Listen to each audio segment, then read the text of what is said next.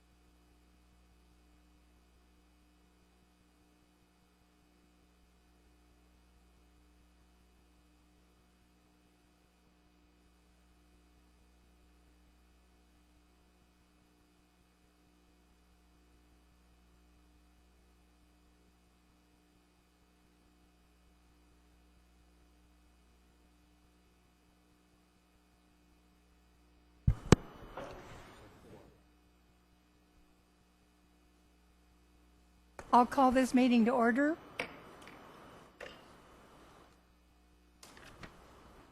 We have a roll call, please. Chair Porter, Here. Commissioner Wilson, Here. Commissioner Huber, Commissioner Smith is absent, and Commissioner Kurth. Here.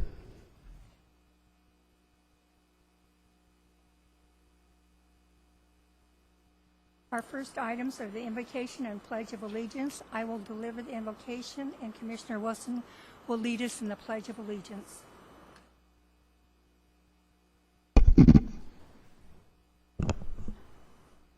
Heavenly Father, thank you for this opportunity to freely discuss issues of concern to the citizens and the city of Victorville. Grant us the wisdom to make decisions that are fair and appropriate for the betterment of our community. We are truly thankful and blessed to live in a country that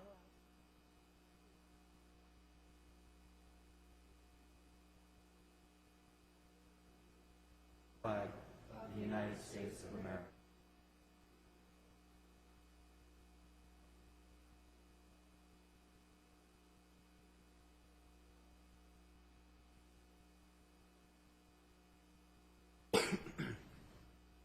approval of the minutes of June 11th.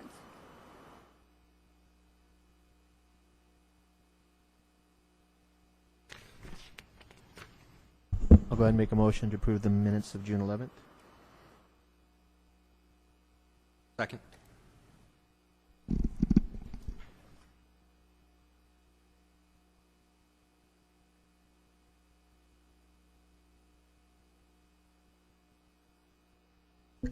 That has been approved.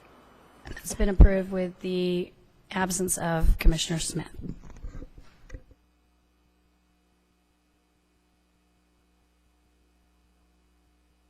The first item is has been requested to be continued. You want me to open the public hearing and then continue to August 13th? So I will open the public hearing and ask if anyone wishes to speak on agenda item number 1. If not, I will move to continue this matter to the August 13th Planning Commission meeting.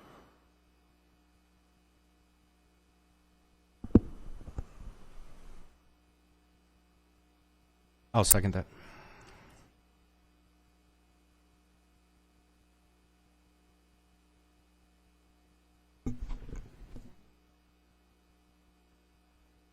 That has been continued with Commissioner Smith absent.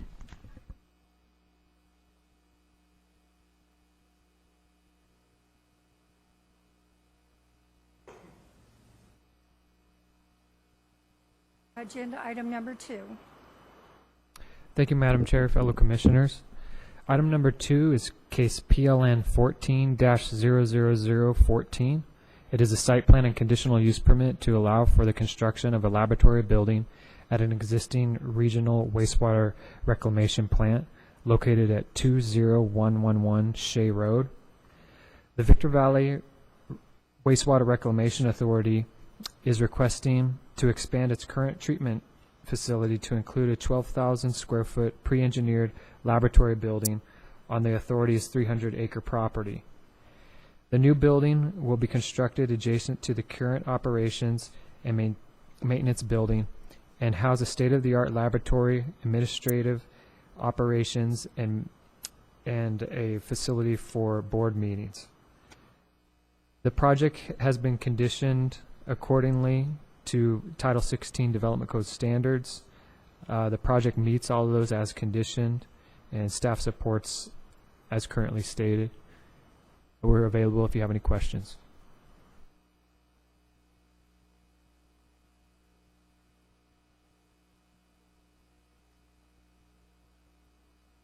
Questions? I will declare the public hearing open. Ask if anyone wishes to speak on agenda item number 2.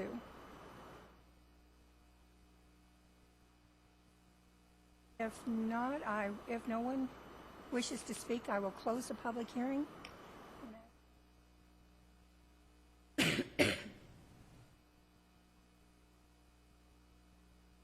go ahead and make a motion to approve this item. Find that the project is previously assessed under the mitigated negative declarations adopted for the Victor Valley Wastewater Reclamation Authority expansion area, and adopt resolution number P14-044 approving the site plan portion of case number PLN 14-00014 subject to the attached conditions of approval, and adopt resolution P-14-045 approving the conditional use permit case number PLN 14-00014 subject to the attached condition of approvals.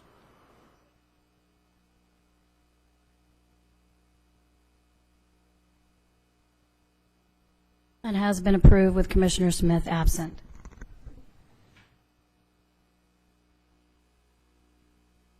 Agenda, agenda item number 3. Thank you, Madam Chair. Item number 3 is case PLN 14-00015. It's a site plan to allow for the development of a speculative industrial building approximately 450,000 square feet in size on a previously cleared and graded 22-acre site located at 13325 Sabre Boulevard. The applicant, which is Sterling, is proposing this concrete tilt-up building on this 22-acre site. It will mimic the appearance of the existing building directly to the east. This project was actually previously approved back in 2007 by the Planning Commission. Given the economic downturn, the project was shelved for a period of years. They're required now to come back through and obtain a new site plan approval, which will give them entitlement for an additional 2 years. Sterling's here now to build this project. It meets all development standards with the exception of parking deviation, which actually mimics prior approvals that the Commission's done. We're relying on a San Bernardino County parking standard, which we hope to bring forward at the August hearing to codify in our municipal code. But based on the speculative nature of the building, we aren't able to calculate based off of shift change and number of employees on site at this time. But we found based on this standard and prior approvals that there isn't a parking deviation if we use the San Bernardino standard. Additionally, the applicants are requesting a suspension agreement for the street improvements along Sabre Boulevard, also the undergrounding of utilities that run along Sabre and on site. There are some lines that run just north of aerospace and along the eastern property of the eastern boundary of the site. The engineering department has indicated in the staff report that they are not opposed to the suspension of these improvements. However, what's not listed is that the engineering department only supports it for a 7-year period. So if you were to consider the suspension agreement, we ask that you limit it to a 7-year period. With that, the project meets all other standards as conditioned, and we're available if you have questions.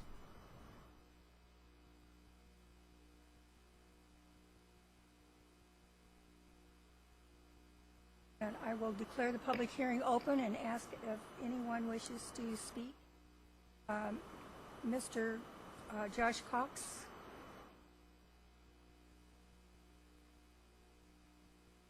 Thank you, Madam Chair. Good evening, Commissioner Kurth, Commissioner Wilson, Commissioner Huber. Thanks for allowing me to speak. Excited to be back here in front of Planning Commission talking about the continued development of SCLA. We've been here multiple times before, as you guys know, starting in 2006 with the Newell Rubbermaid building. And since then, we've developed over 3 million square feet at SCLA. And I think Mr. Webb did a great job outlining the project before you guys. This project would continue in that train of allowing for buildings that provide for job generation and revenue generation for the city of Victorville. With those benefits in mind, I'm excited to request the approval of this site plan. But as Mr. Webb said, we do have one request to enter into a suspension agreement. And we've worked closely with Mr. Webb and Mr. Gangler on the 66 conditions of approval and have suspension agreement language already worked out. The existing infrastructure has been in place since 2007 when the sister building 13A was developed. And so you have Aerospace Drive on the south, fully improved, Sabre Street on the north, which is fully functional with existing lane in each direction, existing curb, existing gutter. Fully functional for not only the existing 13A building, but this proposed building 13B. And so at this time, Sterling and, as was mentioned, engineering department doesn't feel like it warrants the continued improvements. And so we've set up suspension agreement language. So we'd like to request that the Planning Commission adopt the resolution to provide for the suspension of the Sabre Street improvements, the SCLA master landscaping, and the utility undergrounding as outlined by Mr. Webb. In addition, as was mentioned by engineering, Sterling is open to reviewing the suspension agreements in 7 years' time to see if at that point, if the improvements haven't been put into place, if they're warranted. And our request to the Commission would be that the language, the final suspension agreement language, be mutually agreed upon between city staff and Sterling, as has already been taking place. And like I said, that is our request, and I'm excited to be up here continuing to work with the Planning Commission and the city towards the growth of SCLA. And Anita Tuckerman with Sterling Capital Investments and myself are available if there's any questions. Thank you.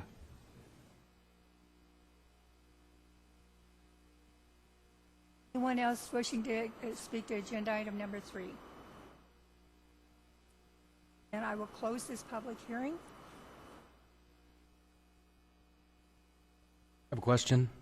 In the staff analysis, it sounds like should the commission decide to grant the suspension, that it would be, as stated, I think by you, Scott, a maximum of 7, limited to a 7-year.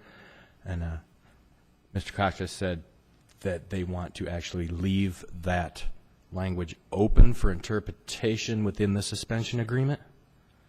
Is that something that we are able to leave open, or do we need to dial that language right now as part of the conditions for a proposed suspension? Probably defer to Public Works Director Sean McGlade on this. I'm not sure how a suspension agreement would work if there's some kind of a commitment to come back and look at it within 7 years and not actually come to the Planning Commission. I think my preference would be that the suspension agreement would have a 7-year term, but leave it open to be revisited at that time, so that it would trigger the improvements at the end of 7 years unless there was an extension granted by the Planning Commission. Would Sterling be okay with that type of language? Sorry, is it closed, Paula? I'm sorry. Am I allowed to come back up? Yeah, I'll reopen the public hearing then.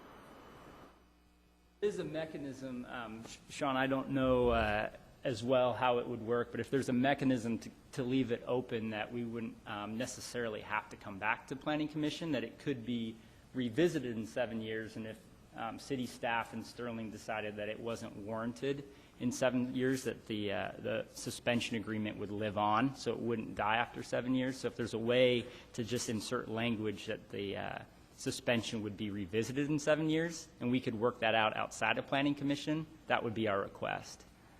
When the Planning Commission approves it, it has to come back to the Planning Commission, so you're not going to get around that. If you at that point, if at that point in 7 years, you're supposed to put in the undergrounding, then you either do that or you have to come back and have a new suspension agreement. Right. That makes sense. And question for Mr. McGlade, I guess the question, I was not in the meeting between Brian Parno from Sterling, Mr. Metzler, and Mr. Gangler, but my understanding is, as you guys have read in the report, is that there are mechanisms if the rest of the property is developed that certainly these improvements would be put into place. And so when the 7-year language was discussed, it wasn't a hard and fast, if the improvements haven't been made, that they would absolutely be put in. It was more just a chance to revisit it. And if at that time, development hasn't occurred to warrant the improvements, then why would we put them in place in 7 years? So it was more the idea that they would be looked at in 7 years, but I don't think Sterling was anticipating that the suspension agreement would end after 7 years. Gosh, I think it's kind of semantics in a way. I think what Paul is saying is that after 7 years, you have to come back before the commission, whether it says yes or no, or whatever it says, in order to get that ability to go forward. So it sounds like it's going to work either way. I think if it said that we'll look at it, well, it's the Planning Commission who's going to look at it, or it's going to be they're required. You're going to come back before the Planning Commission and say, well, we don't think they're required now, and then it'll be just between you and engineering staff at that time whether they are or not. Is it possible to leave the language to note that engineering would like to have a 7-year timeline, but to leave the final suspension agreement language to be mutually agreed upon between the city and Sterling? How you can do that? That was the question that I picked up before we. And then can we be reminded what was the 7 years? Where did that come from? Did that come from your department, Sean? Just a chance to. Yeah, that was a meeting that was held between Brian Parno, Keith Metzler, and Brian Gengler. I wasn't at the meeting either. What I got from it was that everybody agreed that this would be looked at in 7 years. I think all we're discussing here now is the mechanism of what happens after 7 years if there is no other event that would trigger the improvements to be installed before that. And typically the authority for suspending is with the Planning Commission. If the Planning Commission says 7 years, then to go beyond that, it would need a Planning Commission action. That's kind of my perspective on it. How that is done, I'm not sure how the language can be massaged to avoid coming back to the Planning Commission, because there would need to be a new finding. Is that 7 years really protective for the city? Because, I mean, really the city holds the teeth anyways, saying within year 1, year 2, year 3, year 6, year 7, something happens, the city can demand that those be unsuspended, be taken care of. So it could be years 7 and 2 months. It doesn't matter. Does it matter if it's 7 years? We look at it again, because if it's needed, it's needed. The city's going to dictate that. If it's not needed, nobody's going to say anything. It's just going to keep going on. And that may happen in year 2, or it may happen in year 9. I was just wondering where the 7 would protect. Before then, just because of the development. So Right. that happens. Right. But I'm wondering if the 7 is arbitrary anyways.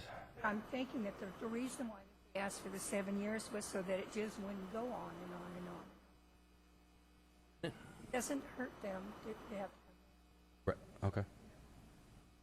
If I may speak, To Commissioner Kerr's point, I think the intent is that the improvements would be in place when they're warranted. And so, like was said, we all hope that that is, in the near future.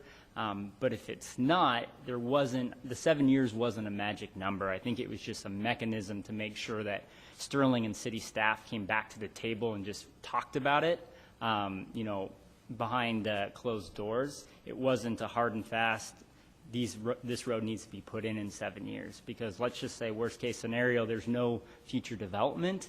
There'd be no point to build the road to nowhere, if you will, in 7 years or in 6 years or in 8 years.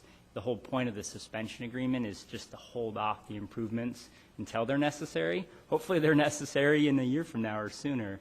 But I think to Commissioner Kerr's idea is Sterling's intent is to do the improvements based on the DDA when they're necessary. And so to put a 7-year fuse on it have to come back to Planning Commission seems to be outside of that intent. We're happy to have a meeting with engineering in 7 years or sooner to revisit when they're needed. But I'd hate to have the suspension agreement have a fuse like that.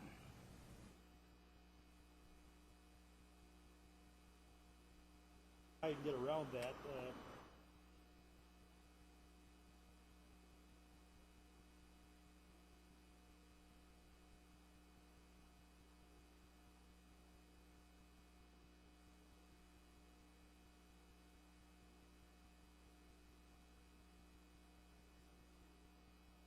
Yeah, and to me that sounds like a request for an extension of the suspension, if it's not put in by that time.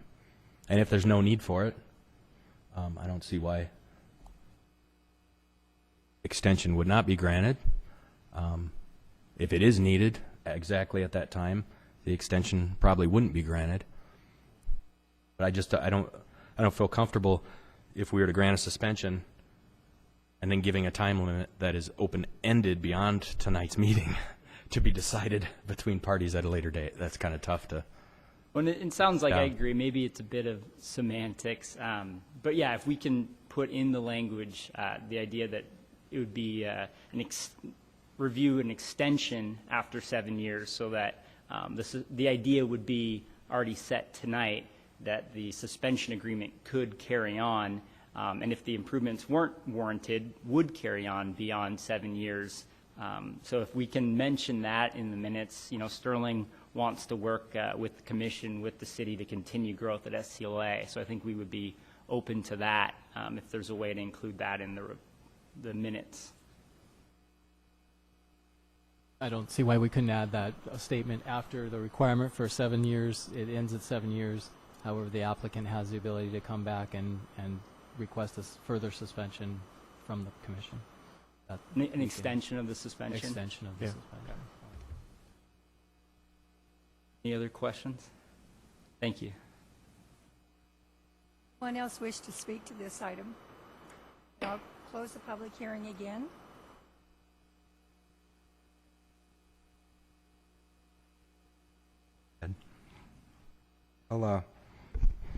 I'll make the motion to find that the project was previously environmentally assessed. And regarding the parking deviation, make the deviation findings as listed within Section 2 of the staff analysis. And regarding the improvement suspensions, I'll find that the suspension of required street improvements and utility undergrounding would not adversely affect the health, safety, and welfare of the public, thereby allowing the suspension of those improvements, in which the suspension would be for a term of 7 years, and at the 7 years, the applicant can request an extension of said suspension should more time be needed. Something like that. Okay. And regarding the site plan, I'll move to adopt Resolution P-14-046, approving site plan PLN 14-00015, subject to the conditions of approval.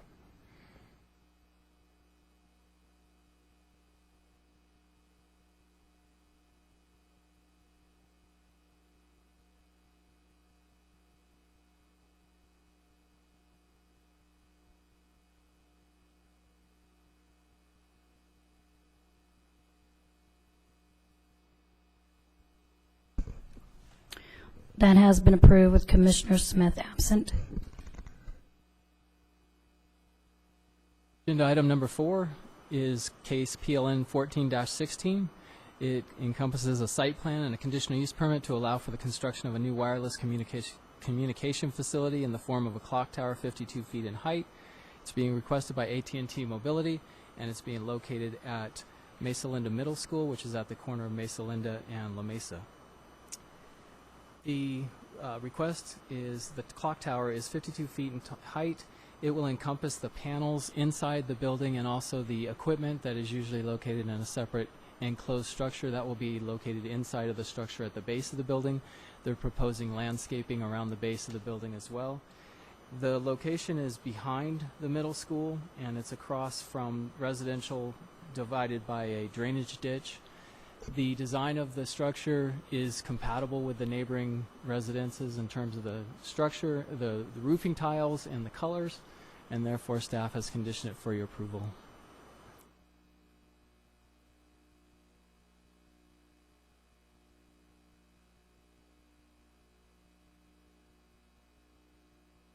I'll declare the public hearing open and ask Alexander Liu. Good evening, Madam Chair, members of the Planning Commission. I'm Alexander Liu of Core Development Services representing AT&T this evening. As staff has indicated, we are proposing a 52-foot tall faux clock tower. The clock faces will actually work, but it's, yeah. The antennas will be inside the clock tower, and the equipment would be at the base, landscaping around the base of the clock tower. This is what we believe is a least obtrusive form of development to have a wireless facility to service the Eagle Ranch area. AT&T, their RF engineers have determined that the coverage in that area has lots of pockets of substandard in-building and in-vehicle service levels. That meaning if you're an AT&T subscriber during high peak periods, if you're inside your house trying to utilize your mobile device, either make a phone call, stream videos, what have you, in some cases you will be unable to make that happen. So having this facility here will fill that gap. And other than that, I'm available for any further questions that you may have. I have one. Does it have the ability to take other subscribers or other? Yeah, it would be co-locatable. However, that's at the discretion of other carriers if the available height below AT&T is sufficient enough to meet their coverage needs. Yeah.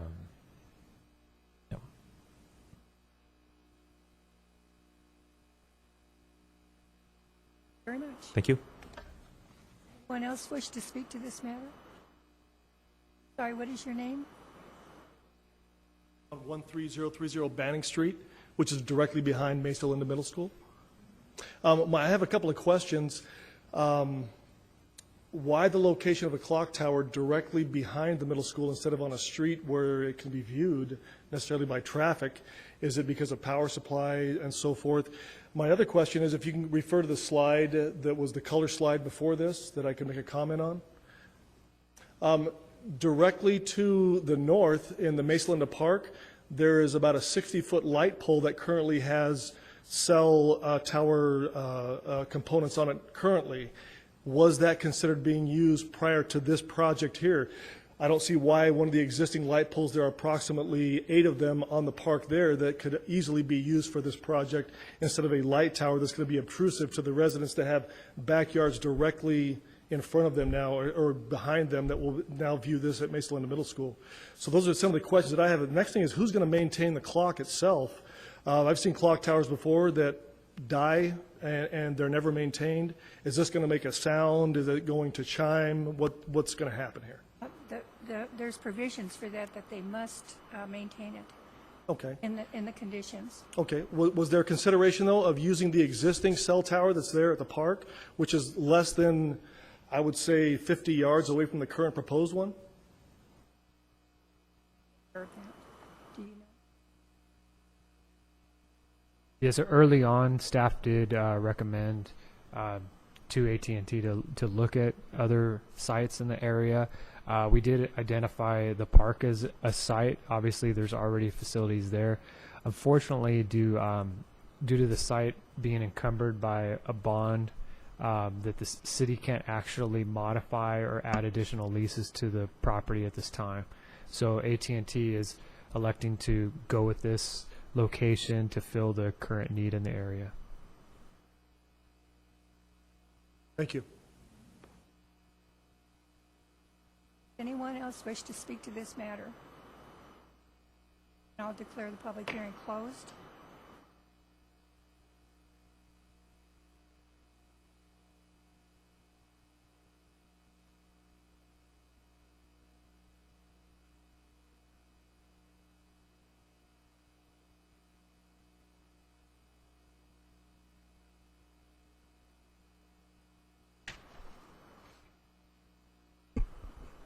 I'll go ahead and make a motion to approve, find this action exempt from the California Environmental Quality Act per section 15303, entitled New Construction or Conversion of Small Structures, adopt resolution P14-047, approving site plan portion of case number PLN 140016, and conditional use permit, adopt the resolution P14048, adopting the conditional use permit portion of the case PLN 140016.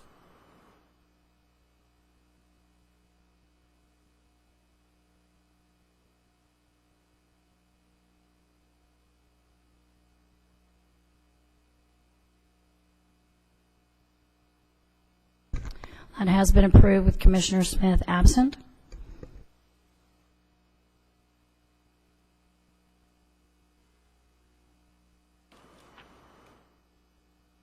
Next matter is public comments on planning matters. In compliance with the Brown Act, it is necessary for the Planning Commission to make available time for members of the public to address the Planning Commission on items of interest that fall within the Planning Commission's subject matter jurisdiction.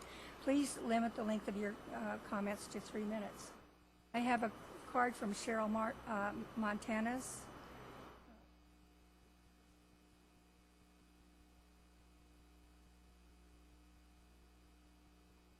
Good evening. I was here in April seeking your help with a standoff that we had between Wiener Schnitzel and getting the building done. So from that, you guys recommended for staff to work with us to come to a resolution. It took time, it took to the middle of June to come up with a metal element option and get the plans in and get everything back to planning and okayed. It was put in as a specific brand or similar, and they did cross out or similar. We weren't able to get that product in a timely manner. We have employees out of work. The other building was closing on July 1st. And we can get into all those details if we need to, but long story short, we put up, in the same manner that we would have installed the AlumiCore, we put in galvanized sheet metal, primed and painted it in all the same manner that the AlumiCore was going to be applied in, and we're back to a standoff of planning doesn't like the application. We argue that the application would have been in the same manner. It's going to be screwed in. You're going to see the seams. You're going to be able to count the panels. I have handouts of pictures as well as examples of the other stuff around the city, Kaiser, and that have screw-off, patterns, I guess you would call it, where you can see the seams, where there's purposely gapped, where you don't see, it's abutted, and you can still count panels, no matter what. Panels are panels, and you're going to be able to see them. These are all the arguments that we've come back and forth with planning. So we're kind of at a standstill again. So I don't know how this actually works, if I can give you the pictures or... One of the things that I understood that you're supposed to get with them with the exact type of metal you were going to be putting up there. Did you do that? We didn't when we switched, and honestly, it was just out of frustration. We worked tirelessly trying to get it approved.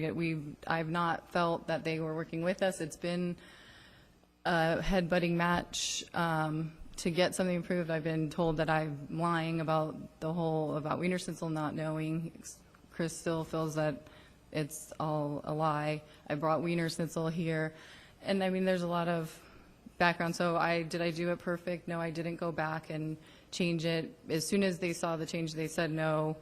We pushed forward to show them a final product because we kind of already knew there was a grievance. So we wanted to be able to show the painted, finished version that it doesn't look like the shiny metal. The issues that they had with it when it was metal were going to be gone when it's painted.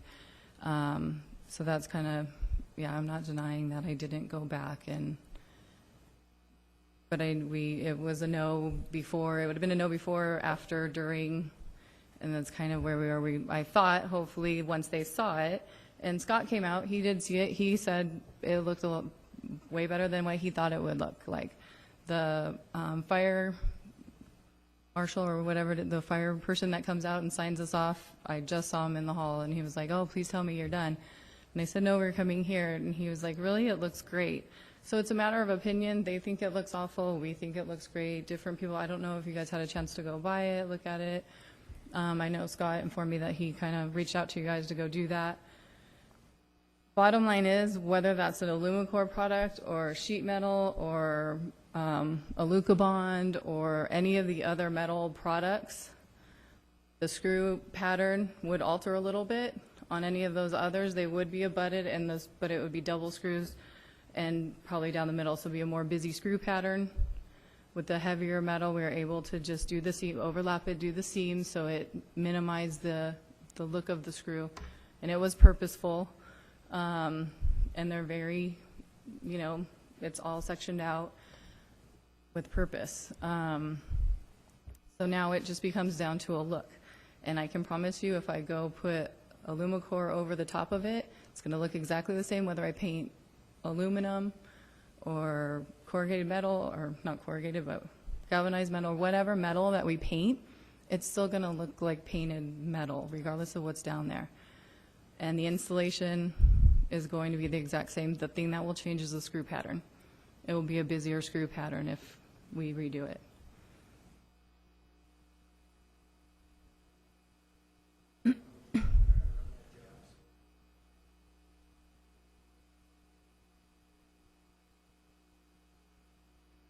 Porter, could we request to see her exhibits that she was going to give us?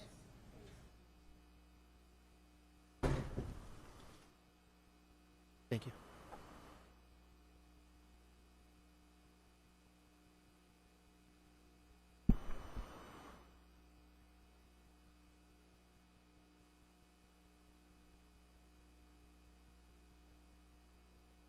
First two pages are the current building, but you all drove by, I hope. The third page has the Kaiser building. It's a rather busy screw pattern. It's gapped so that you see all the panels. One of the issues that they had was ours wasn't perfectly straight, but neither is this. It has waves in it. It has imperfections. The next page is Walmart on 395, which it's similar, but it's bigger panels. Ours would probably be near that size. The bottom picture, it shows the screw pattern, which would be what our screw pattern would look like if we switched and put Alucobond or Alumicore over what we have existing. We would have this pattern, so all the way around the perimeter and down the middle. Whereas right now we just have on the seam lines, like, oops, sorry. On the last page was just Rite Aid. You can see the seams. So anything out there that's going to be pieces put together is going to show seams. The bottom one is Shell and Roy Rogers, and you can see where the panels seam together. This has a different kind of tracking installation on the back, but regardless, you're never going to get to where when you look up close that you don't see panel. From a distance, they all blend. All of them from a distance. Walmart looks like one big shiny, and when you get close, you see the detail.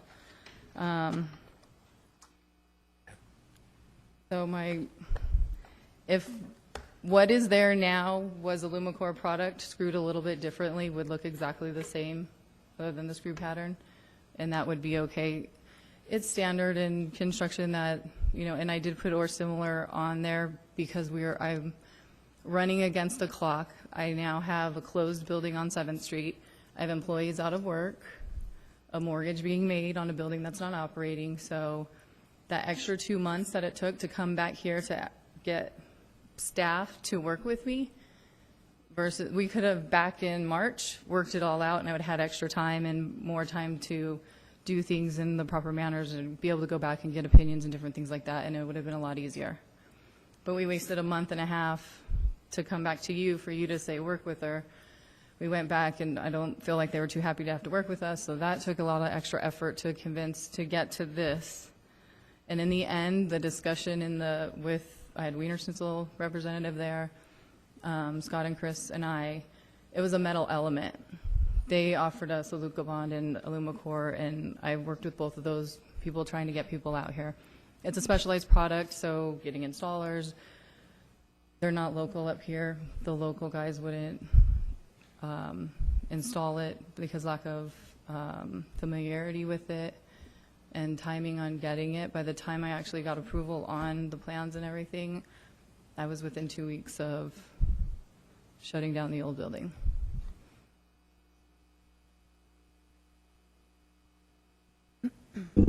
Yes, thank you, Madam Chair. We also put some pictures together, and I can have one for Cheryl. Christy, mind handing these out.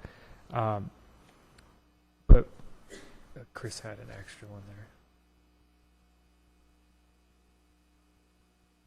So, based on the last Planning Commission meeting, staff was given direction to work with the applicant to come up with an alternative design. But the feedback we got from the commission was that they preferred the original design, which is on this front page, as opposed to what they were originally proposing, which was just stucco and some stone towers. So what we did is we talked with them actually the following day after the Planning Commission met with them. I think Wiener Schnitzel reps came in within a week too, and we were talking more about adding another architectural treatment, a material change. That's when the aluminum panels came up. It's a standard material that's been used in a lot of developments recently, and that's what I wanted to show you in some of these examples. So if you flip through the booklet I gave you, the first 2 pages are actually just what was the original design, what they were proposing, and then what's actually been applied to the building. It's been called, the galvanized sheet metal that's been screwed through to the stucco. And you can see in some of the examples when it's painted and before it was painted, as the sun hits it, it creates a waved pattern that's not perfectly plumb and straight. As you flip through Panda Express, they've used a similar, it's a metal composite material, aluminum composite material. As you can see, it doesn't have an exposed screw. It is screwed into the wall, but it has a lip to it, so each of the panels interlock, and the screw is fastened behind the panel that slipped in front of it. So you get that seamless look. You actually see a seam, but you don't get the screw patterns associated with it. There's also this material's also been applied to the mall entrances as an accent, and also on the JCPenney. These are some that I just wanted to show. This is an example of the Alumacor product that was shown on the approved plans and was shown to them during the meetings. We also gave them some other manufacturers that we have samples of, but there's at least a handful of them out there that are available.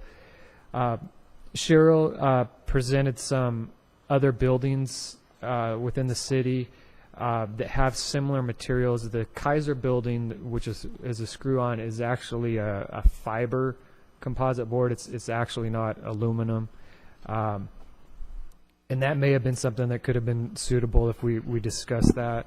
And that goes with the architecture of the building. When that came before the Planning Commission, it had that look on the elevations from the start, that it was going to be those patterns and those squares and things.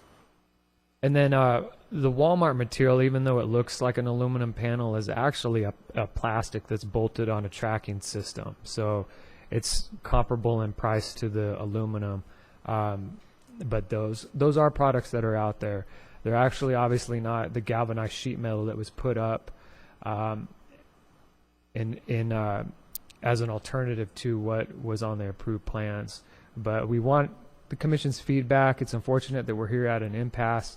We want quality development along Route 66, and we feel that over time, you currently see a wave pattern in it. What we're concerned about is how it was treated, how it was painted, that over time it will flake. It wasn't when these aluminum panels are treated. They're done in a shop. They're done with a chemical.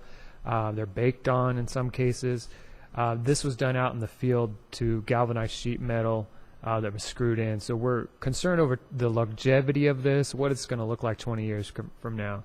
I know there's an immediate issue that there's people that are unemployed. People need to get in there.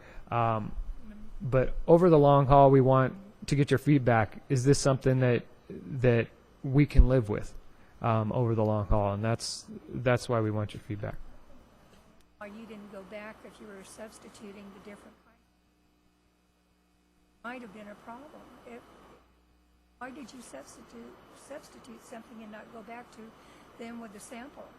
It was my mistake. I should have gone back. I didn't think it would come to this. I didn't think aluminum or metal, the products are similar. It's not, and the applying, he's saying you can get a baked on painted version, and that's an 8 to 10 week wait, and you have to have a minimum order. We explained all that to them. Alumacor did explain that we could use their product and paint it. Again, exactly what we did to the product that we did use. We applied it in the same exact manner. Because we've been at an impasse, and error in judgment on my part, I felt like once it was up that they would see that it was the look is what we were going for. Wiener Schnitzel has someone you're lucky to have a brand in your city, because it's not a mom and pop where they go in, they run for 20 years and never paint a wall or do anything. We have area managers that come in and check your store every month.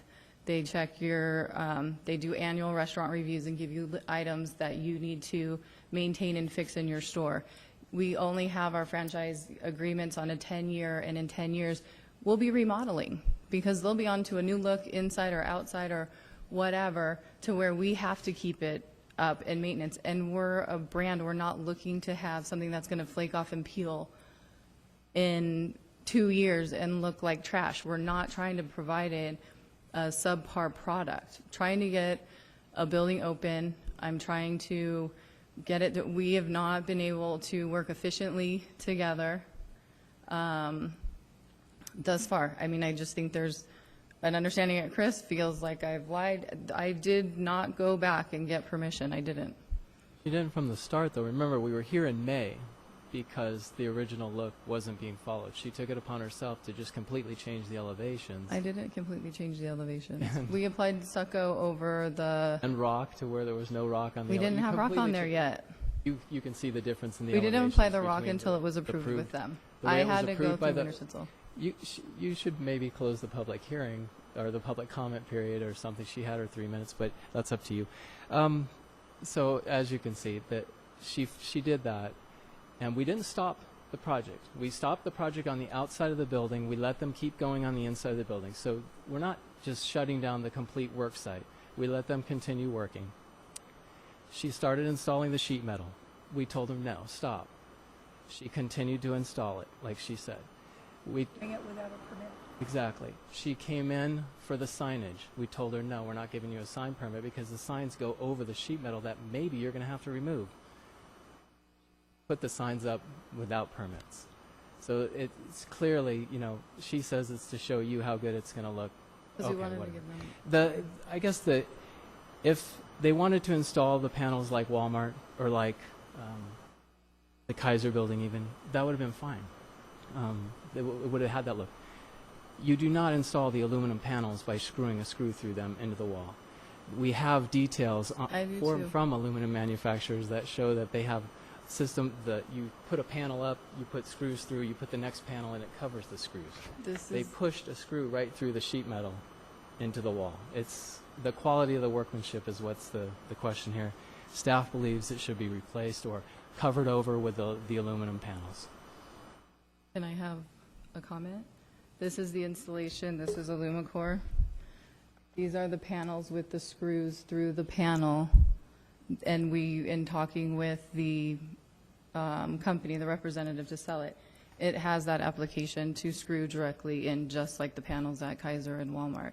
It will screw, so the Alumicore, like I said, if we apply Alumicore over what's there, it will be applied in the same manner with the screws on the outside with the screw pattern, more screws than what's currently there. So the screws are going to be there. This is the thing they tell us it's the screws, and then we show them that, but we're going to have screws. Then they said it was the seams, but we're going to have seams. So every time, like, we are just don't agree. I understand I want to say your frustration in regards to trying to get this completed, but please understand that we also have guidelines that we have to try to follow to make things aesthetically pleasing, and also, that they conform, that they follow the building, rules and regs that we've got out there. Okay, it looks nice. I give you that. It looks nice.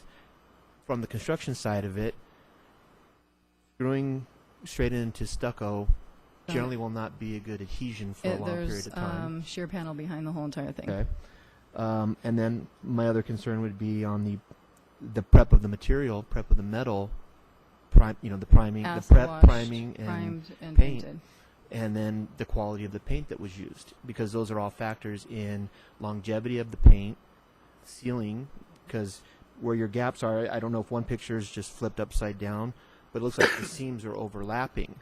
And Right, if the they do seams are overlap. overlapping upside down, that's going to be a point of water intrusion at some point. So there's that, and I don't know if that picture is just flipped, not knowing which I'd way have to look. Right. that was going. But please, I hope you do understand that I don't believe staff is really trying to make things hard for Wiener Schnitzel or for you, but they are also trying to follow the guidelines that they've got established for the city. So that and then for I you to understand. continually just moving forward, even though you're being told to stop, that doesn't. Well, they give give us at our own good risk feeling. because we ask, can we prep and prime and show you an area or whatever? So they ended up giving us a at your own risk notice. So we at our own risk. And we talked about the signs. I'm like, I can put the signs up and take them down. It's, they're going to go right back in the same holes, no matter what material is there. We were trying to show the finished product so that, because initially they are providing you with pictures of the sheet metal in the process, and that's where they were there making the determinations that it's, no good. But that same exact material is called out for all the caps, and it's painted and installed in exactly the same manner. So what's okay for cap and corners is not okay in another application. That's where we're those are the arguments that we're discussing. It's the same material that's approved and supposed to be on the caps and corners, and primered and painted in exactly the same manner. So. Thank you very much, Montanus. I think you're just going to have to work with staff, and I think that you really made a mistake when you didn't go back when you changed the materials, because that's the whole reason for having plans to begin with. So anyway, I'm closing the public comment session right now.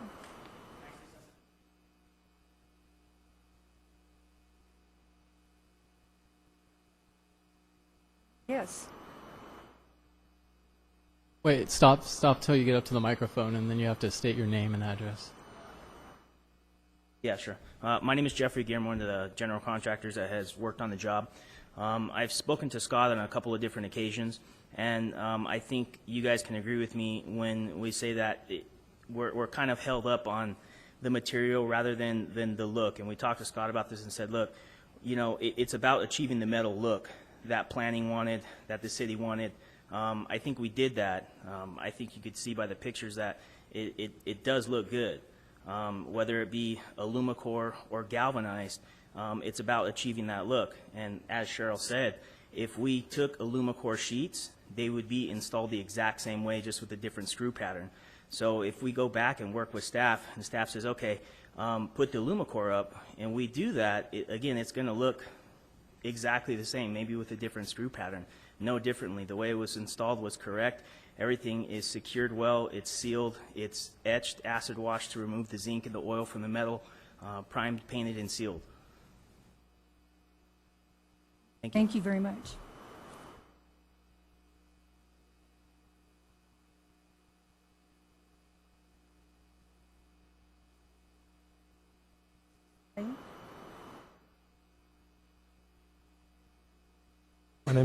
My name is Tahir Salim. I'm one of the owners.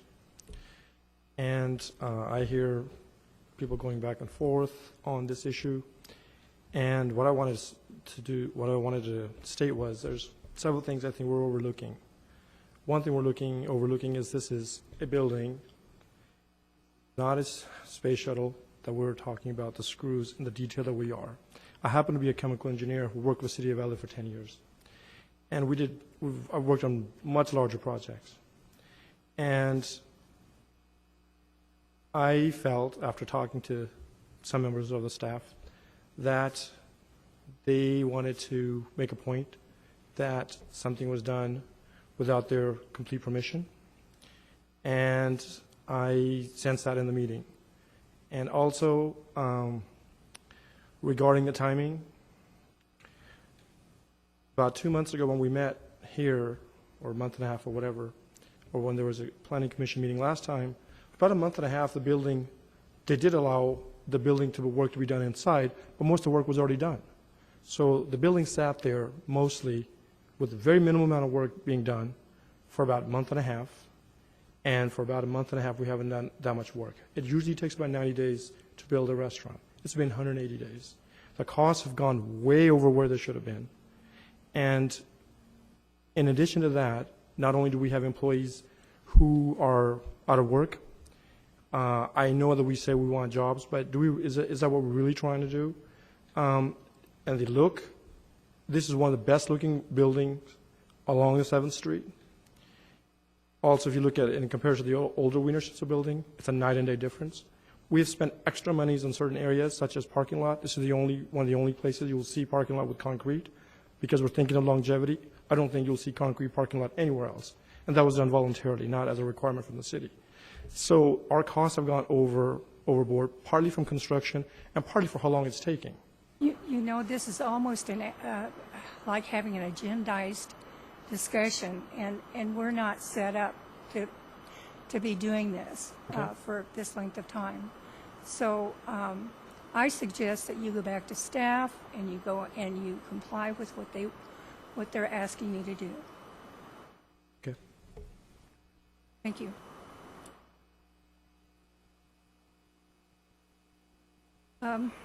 Agenda item number 5, please.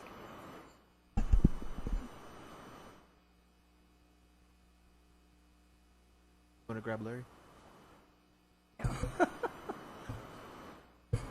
No, we don't.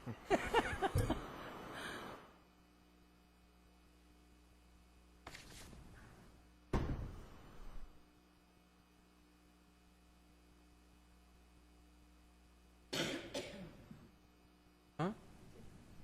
Yeah. Agenda item number 5, Victor Valley Union High School District School Facilities Needs Analysis. Comments? Agenda item number 6, Victor Valley Union High School District Residential Development School Fee Justification Study. Any comments? Agenda item number 7, Victor Valley Union High School District Commercial Industrial Development School Fee Justification Study.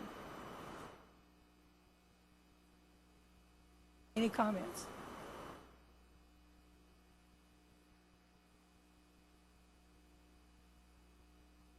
Our next agenda item is a presentation reports of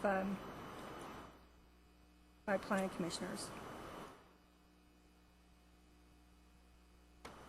Anything to Yeah, Mr. McGlade?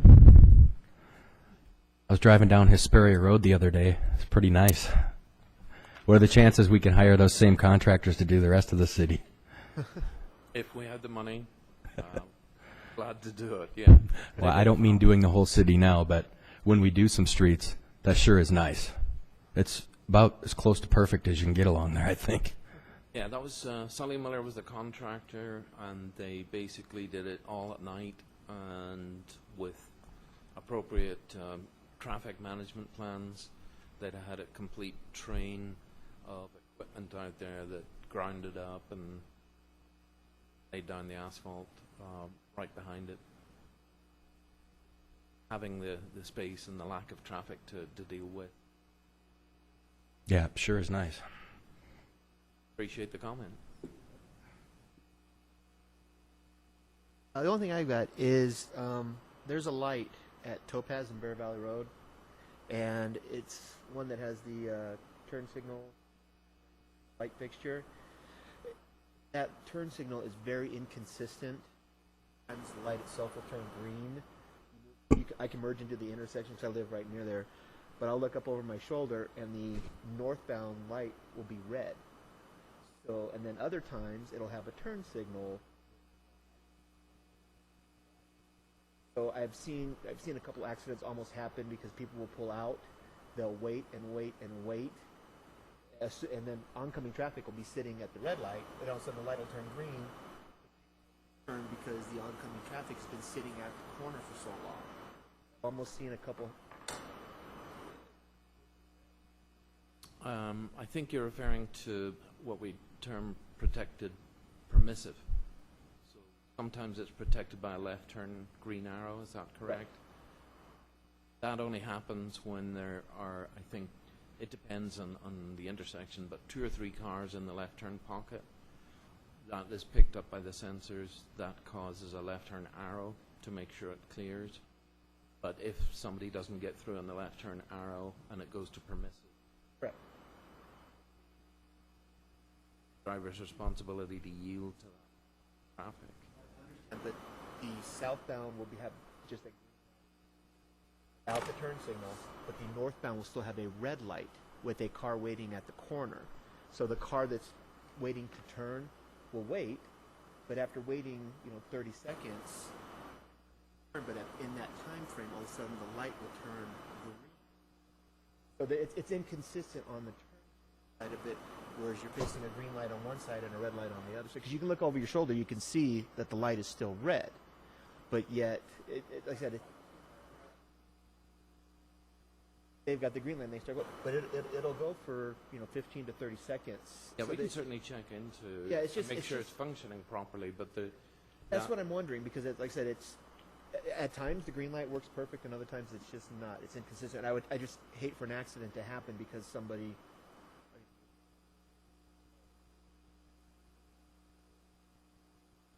Don't worry about it. Just make sure there's not a red light camera there. we don't worry about those anymore. Some places.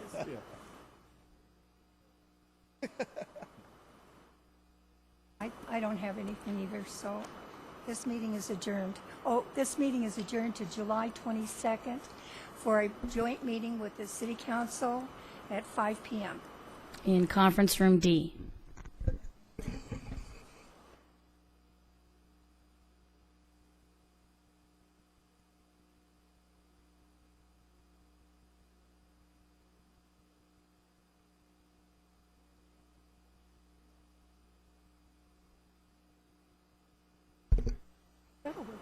Taking it with me. Taking it over to the recycling center.